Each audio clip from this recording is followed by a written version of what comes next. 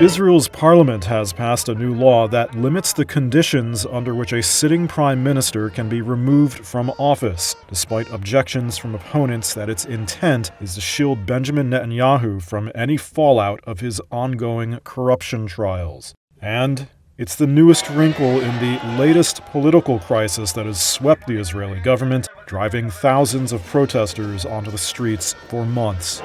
These are scenes from some of those protests on Thursday, declared a day of shutdown by its organizers, which included roadblocks, clashes with police, arrests, and this massive Israeli flag hung on Jerusalem's city walls. Let our people go!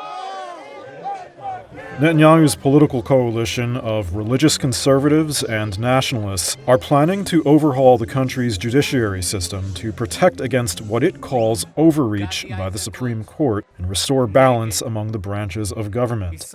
The new legislation, passed 61-47, changes how the law defines a leader that has been incapacitated or otherwise unfit for office, physically or mentally. Benjamin Netanyahu. Bad.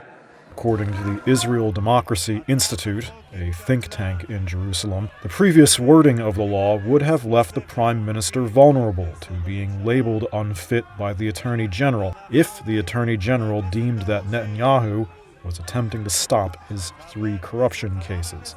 The new phrasing removes that scenario. The Attorney General was appointed by the previous centrist government and has previously said that Netanyahu had to stay out of the judicial overhaul plans due to conflict of interest. Netanyahu denies all charges against him and says the corruption trials are politically motivated.